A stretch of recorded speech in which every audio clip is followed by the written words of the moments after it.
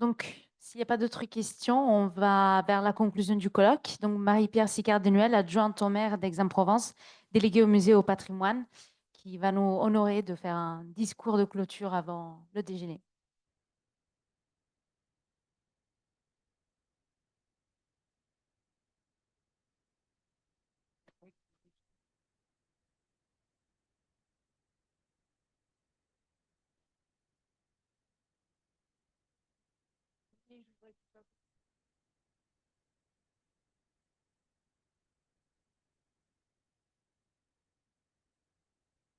Madame le maire a inauguré notre colloque il y a maintenant 2 jours. Il revient à Madame Marie-Pierre Sicard-Denuel, qui est adjointe au maire, en charge des musées, du patrimoine et en supplément de la santé de la ville d'Aix. Elle a la charge quand même donc des charges très lourdes. Et il lui revient, sachant qu'il lui revient de finir de clôturer ce colloque, qui n'est qu'un début, comme vous l'avez compris, et avec tout ce qu'on a dit sur le catalogue raisonné, j'allais dire, c'est pas le manque d'enthousiasme, de travail et de passion il va manquer. Il va falloir même en puiser des ressources encore inattendues, mais on les a. Donc, je vais laisser la parole à Marie-Pierre. Je voudrais simplement dire combien, depuis des années, elle a pris acte de l'importance de ces annexes, elle a pris acte de l'importance du jazz de Buffon dans l'œuvre de Cézanne, de ce patrimoine, de cette ferme. Elle est membre de notre société Cézanne depuis plusieurs années. Et puis, au titre d'élue et en charge de la ville, elle l'est qualité aussi. Donc, nous avons un pilier avec Marie-Pierre dans cette municipalité. Nous avons un soutien et nous avons une volonté d'aller de l'avant. Je crois que c'est ce que tu vas nous dire, je l'espère. Tout à fait. Tout à fait. Mon cher Denis, je comptais justement introduire ces quelques mots en disant que notre maire, Sophie Joissaint, a introduit ce colloque. Elle est très attachée au jazz de Buffon et à l'année Cézanne 2025, et il me revient l'immense honneur de le conclure. Alors, très chers amis cézanniens, mon cher Philippe, mon cher Clément, je ne veux pas citer tous les autres parce que finalement, vous êtes tous là pour dire comme cette dynamique cézannienne dans la ville d'Aix est importante. Mon cher Denis, je vais prendre la main. Voilà. Mon cher Denis, quand tu m'as invité à participer à ce colloque, l'Odyssée Cézanne, au titre si bien choisi, j'ai tout de suite eu envie de monter sur ce merveilleux bateau. En effet, comme Ulysse, qui enfin retourne chez lui à Ithaque, Paul Cézanne revient aujourd'hui chez lui à Aix-en-Provence. Avec la volonté de Madame le maire, nous sommes tous montés sur le bateau. La direction du patrimoine, le musée Granet et son conservateur Bruno Elie, l'Office du tourisme et Michel Fresset, les services de la communication et du protocole de la ville, et nous avons tous voulu faire revenir Cézanne en majesté à Aix-en-Provence. Cher Paul Cézanne, toi aussi, tu as eu un voyage mouvementé, mais ton aventure pour Aix a été si belle. Et les 40 années que tu as passées dans ce merveilleux lieu qu'est le jazz de Buffon ont été le socle qui t'a permis d'être le grand Paul Cézanne, le père de l'art moderne. Ton père, Louis-Auguste, en 1859, a pu devenir propriétaire du jazz de Buffon, car il commençait à comprendre, selon le petit quatrain, Cézanne le banquier ne voit pas sans frémir, derrière son comptoir, un peintre en devenir. Grâce à lui, Paul, tu es arrivé ici au Jas de Bouffant, tu avais 20 ans. Tu es arrivé au Jas de Bouffant, lieu magique, où tu as découvert tout d'abord le charme de cette Bastide, la majesté de ses arbres, la splendeur de la lumière qui illumine ce lieu. Tu n'aurais peut-être pas été Cézanne si tu n'étais pas venu au Jas de Bouffant. Il est des lieux où la magie opère. Les pierres, les arbres, donnent-ils aux occupants de ces lieux l'esprit et l'énergie pour réaliser leurs rêves? Le Jas de Bouffant, en fait sans doute partie. Ici, l'esprit a toujours soufflé. Premier moment. 1722, Gaspard Truffem acquiert 26 hectares de vignes, d'oliviers et de céréales au quartier de la Croix-Verte. Et pour marquer son ascension sociale, il décide, comme les parlementaires aixois du siècle dernier, de se faire construire une bastide. Il s'y marie en 1734 avec Élisabeth Baudin. Et là, la magie du lieu commence. Son témoin de mariage est Georges Vallon. Georges Vallon, l'architecte aixois, qui a fait la place d'Albertas, la fontaine des Neuf Canons, l'hôtel Villeneuve-d'En-Suisse, l'escalier de l'archevêché, il a sûrement mis son talent et son sens de l'élégance à la construction de cette bastide qui devient la grande terre dite de Bouffant. Gabrielle, son arrière-petite-fille, épouse Paul Joursin, qui a planté l'allée de Marronnier et qui a fait les travaux de l'adduction d'eau. Leur fils, Gabriel Joursin, n'aime pas la Provence, n'aime pas Aix-en-Provence et n'aime pas la Bastide. Donc, il part à Paris, il s'y ennuie, et s'y ennuyant, il joue. Or, quand on joue, la plupart du temps, on perd. Il perd beaucoup d'argent, il est obligé d'en emprunter, et il en emprunte à qui? À quelqu'un qui, à l'époque, habitait la ville d'Aix-en-Provence, qui était, on ne disait pas banquier, mais usurier, Louis-Auguste Cézanne. Et là, le deuxième moment magique de ce lieu arrive. Le 20 septembre 1859, Louis-Auguste achète la propriété. C'est pour lui un marqueur d'ascension sociale, un lieu de rapport, n'oublions pas qu'il était toujours près de ses sous, et une propriété familiale où sa famille pouvait venir se reposer l'été, loin des chaleurs de la ville d'Aix-en-Provence. Et n'oublions pas non plus que c'était juste après l'épidémie de choléra. Et il installe son fils Paul dans ce domaine. Une minute, fermons les yeux, oublions l'autoroute et l'urbanisme galopant. Cézanne remonte l'allée de Marronnier avec ses amis, Zola, Baye, Valabrègue, Marion. Ils entrent par le sud, puisqu'à l'époque l'entrée au sud, et ils découvrent la Bastide. Ils découvrent ces murs blancs. Et finalement, il laisse aller sa passion à la peinture avec ses amis. Il veut éblouir son père. N'oublions pas qu'il a admiré Ingres à l'école de dessin d'Aix. Et il veut montrer à son père qu'il est capable de faire aussi bien que Ingres. Du reste, des 4 saisons, il dessine Ingres. 40 ans passent ici, Cézanne étant au Jas de Bouffant.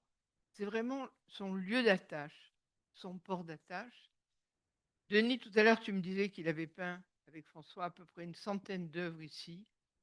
C'est vraiment là que notre cher Paul Cézanne a vraiment établi la partie la plus importante de son œuvre. En 70, la famille veut s'installer ici. Finalement, Paul Cézanne construit un atelier pour son fils en haut. Et à ce moment-là, Cézanne, qui jusqu'à présent avait peint sur les murs du Jas de Bouffan, monte à l'atelier, peint les natures mortes et aussi découvre le motif, découvre la nature. Ses premières peintures, il les fait autour du bassin. Et puis après, il descend l'allée et il peint les arbres. Et puis, il peint la Bastide en perspective depuis l'allée. Et l'exposition sur laquelle je ne vais absolument pas parler parce que je pense que vous avez tous vu, a vraiment une cohérence exceptionnelle avec la Bastide du Jas de Bouffan. Dans la Bastide, on peut voir le vrai salon qu'a connu Cézanne, avec les projections, et au musée de Raney, les deux conservateurs, Denis et Bruno, ont eu la bonne idée de refaire le salon du Jas de Bouffan, où là, il y a les vrais tableaux. On ne les a pas tous, on n'en a que 70%, je crois, mais vous qui venez du monde entier, si jamais vous savez où un tableau se cache, alors on est là et on serait content de l'apprendre. En 1897, le 25 octobre, Louis-Auguste décède. 2 ans après, en 99, c'est Anne-Élisabeth, sa mère. Cézanne se dit, ça y est, le Jas de Bouffan est à moi. Je vais pouvoir continuer à y vivre, à y peindre.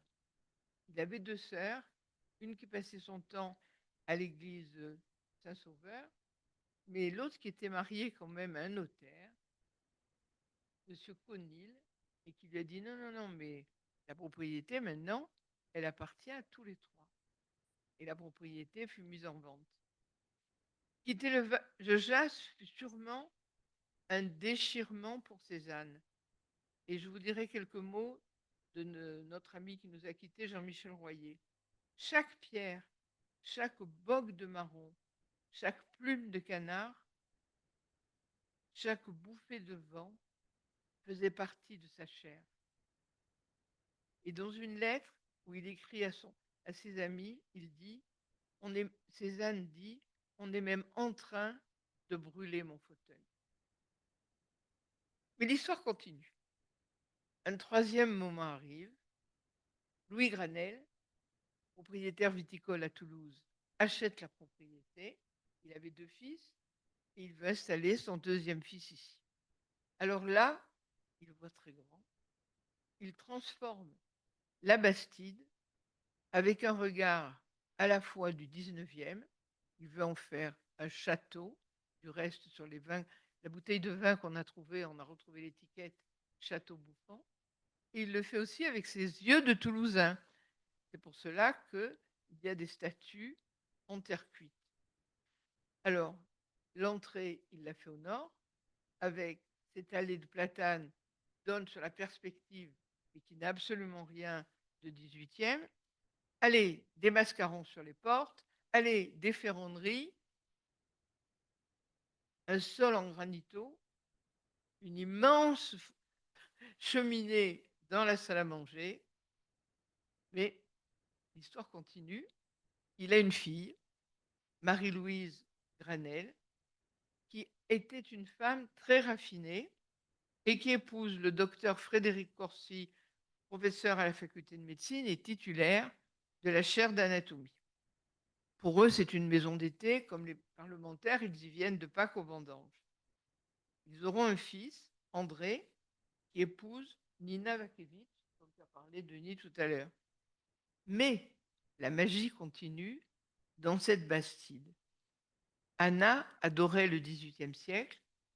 À Aix, comment peut-il en être autrement? Elle se délectait du style Chardin-Fragonard, aimait le raffinement des faïences et des porcelaines, collectionnait les meubles de qualité. Elle a du reste gardé longtemps le tableau de Cézanne il a copié l'ancret et qui reproduisait le jeu de cache-cache. Tous ceux qui ont séjourné parlent de charme et d'élégance. Tout l'ex cultivé s'y pressait. Soirées et discussions sous les étoiles, dans le salon des marronniers, au son cristallin de l'eau des fontaines et des bassins. Et il y avait Dusurget, Bigonnet, Lily Pastré, Clara Askill.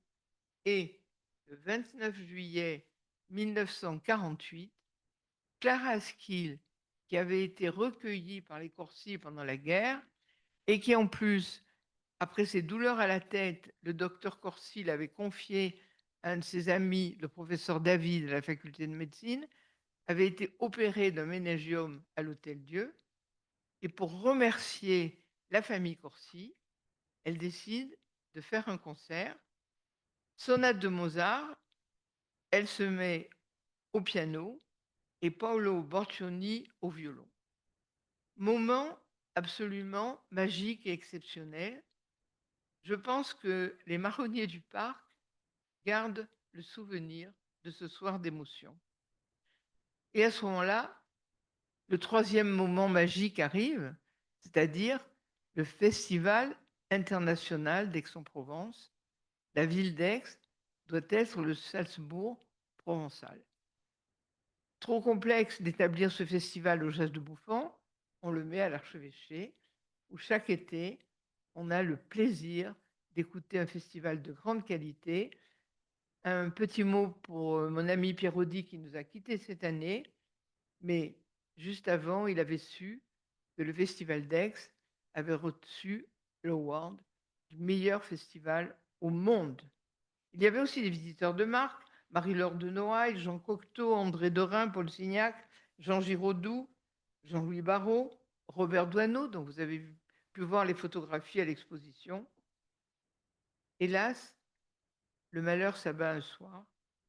Le 7 septembre 67, leur fils, Frédéric, meurt brutalement d'une rupture du cerveau, d'un anévrisme du cerveau. Le quatrième moment arrive. Le docteur Corsi décide de vendre.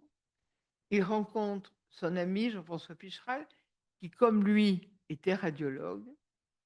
Et tous les deux veulent que la dimension culturelle du lieu soit inscrite. Donc, le décès d'André, c'est 2002. Celui de Anna, c'est 2012. Maria s'installe dans la ferme. Et en 2018, la ville acquiert la propriété en entier avec la ferme. Je vous ai parlé de 3 moments magiques qui ont eu lieu dans cette bastide et je suis convaincue que le 4e moment, tout aussi magique, arrive. La ville se devait de continuer l'histoire et d'ajouter son 4e chapitre. Il fut donc décidé, grâce à Madame le maire, de donner à ce lieu une dimension cézannienne. Et en 2025, Sophie Joissin et son adjointe décident de faire revenir Cézanne en majesté dans sa ville. Il faut que dans les mondes entiers, le mot Aix-en-Provence et de Cézanne soit intimement lié. Alors, une grande exposition, 135 heures, merci Bruno, merci Denis. Un atelier des Lauves rénové après l'achat de la Compagnie Girard, les carrières de Bibémus restaurées et surtout l'ouverture du JAS au public, aux touristes, au monde entier et aux Aixois.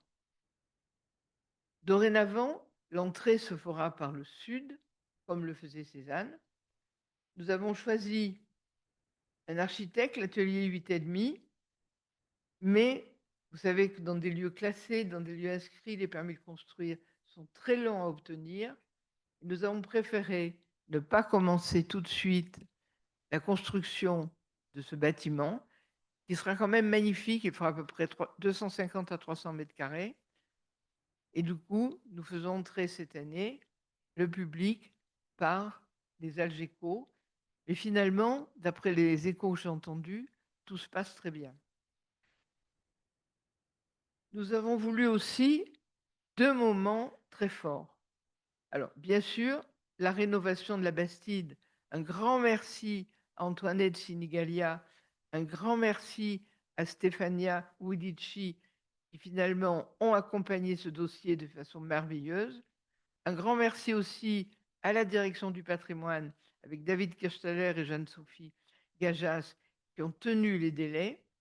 Mais outre l'ouverture de la Bastide et les 3 salles que vous pouvez voir, avec la cuisine, la salle à manger, le grand salon, au premier étage, la chambre de l'EDA et en haut, l'atelier, nous avons voulu 2 choses importantes. L'inauguration de cet auditorium. Nous sommes aujourd'hui samedi. L'auditorium a été fini mercredi à 22h. Un coup de balai, on a mis les chaises. Merci à tout le monde. Merci à toute l'équipe. Vous avez été absolument formidables. Et le premier colloque a pu se tenir. Le deuxième moment important, c'est l'installation du CRDC dans la ferme restaurée, grâce aussi à la direction du patrimoine. Denis vous a proposé, tout à l'heure, vous allez pouvoir le visiter. C'est vraiment un lieu formidable où on n'a qu'une envie de travailler. Et quel travail il nous reste à faire.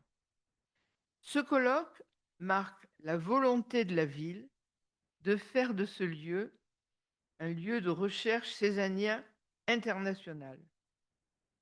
Merci, merci à ceux qui ont permis que le catalogue raisonné soit maintenant dans la ville d'Aix-en-Provence. Et depuis jeudi, ce lieu vibre de Cézanne, respire Cézanne, vit Cézanne. C'est absolument merveilleux. 26 spécialistes sont venus, des chercheurs, des conservateurs du monde entier, issus des institutions les plus prestigieuses. Et depuis 3 jours, j'ai, mais je pense vous aussi, appris énormément de choses. Toutes les conférences ont été passionnantes. Moi-même, j'ai appris que le premier tableau de Cézanne avait été dans un musée à Munich et que c'était le Moulin sur la Couleuvre. J'ai appris aussi que le docteur Barnes avait fait fortune parce qu'il vendait de l'argirole. J'ai appris, grâce au fils de, grâce à Anthony Marchus, pardon, ce que son père avait dit, l'abandon de la perspective scientifique de Cézanne dans les tableaux. C'est vrai que quand on voit les tableaux de Cézanne, on a l'impression que tout devrait tomber. Eh bien non, tout tient. Et j'ai été absolument émerveillée d'entendre aussi tous ces collectionneurs allemands, américains, anglais, qui tous se sont passionnés pour notre Cézanne. Je dirais notre Cézanne parce que je suis très fière d'être dans la ville d'Aix. Philippe, tu nous as fait une conférence passionnante. Tu nous as parlé de toutes tes sensations vis-à-vis de ton arrière-grand-père. Bernard Blisten, vous avez fait une conférence très intéressante aussi, avec ce rapprochement audacieux, dirais-je, entre Cézanne et Vasarely. J'ai été emballée de savoir, grâce à Jean-Rémy Touzet, que finalement, l'année prochaine, il allait y avoir une grande exposition au Grand Palais qui allait s'appeler Fou de Cézanne. C'est merveilleux. On est tous fous de Cézanne. Et je dois dire que cette exposition, mon ami Sylvain Amic, qui était le conservateur du musée Granet, à qui j'ai eu l'immense bonheur de faire visiter, du musée d'Orsay, pardon, à qui j'ai eu l'immense bonheur de faire visiter le Jas de Bouffant, de déjeuner avec lui là, un merveilleux jour du mois de juillet, il est parti brutalement. Et Sylvain, on va continuer parce que vraiment, toi aussi, tu nous as montré la voie. Alors ce projet est essentiel pour Madame le maire Et il était essentiel que ce colloque se tienne au Jas de Bouffant. On nous avait parlé d'un plan B, on nous avait... Non, avec Denis, on a dit, il ne peut pas y avoir de plan B. Le colloque doit être là, on doit avoir la vue sur le bassin, la vue sur la Bastide et la vue sur les arbres. La ville d'Aix-en-Provence donne enfin à Cézanne la place qui lui revient, avec les 3 dimensions, muséale, patrimoniale, scientifique et universitaire. Madame le maire demande à ce que les actes de ce colloque soient publiés, mais ce colloque n'est pas un colloque, il est le premier colloque de tous ceux qui vont être consacrés à Cézanne. Avec l'ouverture du CRDC, Aix s'inscrit dans le monde universitaire et scientifique. Après le catalogue raisonné de Walter Fackenfeld, Jane Warman, merci, et David Nash, c'est maintenant Aix-en-Provence qui a la responsabilité. Il sera placé sous la responsabilité scientifique du musée Granet. C'est la décision de Madame le maire. La société Paul Cézanne, elle, va garder son indépendance. Toutes deux seront accueillies à la ferme, aux côtés d'espaces pédagogiques, car nous tenons avant tout, et vous l'avez montré tout à l'heure, Madame, je ne sais plus où vous êtes, que finalement, avec la petite galerie Cézanne, nous nous sommes intéressés à Cézanne à hauteur d'enfant. Tous les enfants de 3 à 7 ans ou de 7 à 12 ans peuvent rentrer gratuitement. Et alors là, puzzle, on refait les tableaux de Cézanne, gommettes, on choisit les gommettes pour avoir les couleurs des tableaux. C'est merveilleux, c'est un succès fou. Et après, cela viendra au Jas de Bouffant. Et la suite, me direz-vous? Eh bien, la suite, après la fermeture de l'exposition Cézanne le 12 octobre, la fermeture du Jas de Bouffant après les vacances de la Toussaint début novembre, nous allons revivre l'excitation de la découverte que nous cachent encore les murs de la Bastide. Je dois signaler que au conseil municipal, j'ai présenté le 13 juin une délibération qui a été acceptée à l'unanimité pour la constitution d'un comité scientifique de suivi qui associe la ville, l'État et les institutions expertes. Ce comité aura pour mission d'éclairer le choix de la restauration, d'accompagner la recherche scientifique sur les décors muraux. Cette exposition événement, ce parcours inédit dédié à Cézanne et sa vie aixoise, n'aurait pu se faire sans nos mécènes. Je ne les nommerai pas, mais je tiens à les remercier. Je tiens aussi à saluer l'élan de solidarité des prêteurs du monde entier. 17 pays nous ont prêté des tableaux, 80 institutions publiques ou privées. La Bastide du Jas est devenue pour le monde entier l'arche d'entrée dans l'œuvre de Cézanne. C'est ici qu'elle trouve son sens. Cézanne est pour toujours chez lui, à Aix-en-Provence. La fin de ce colloque n'est pas une fin. C'est le début d'un long travail. Mais je suis convaincue, la si belle aventure va continuer. L'Odyssée Cézanne se poursuit. Montons tous sur le bateau. Merci Madame le maire. Denis, Sœur Denis, ton rêve, notre rêve, s'est réalisé et nous en sommes ravis. Merci.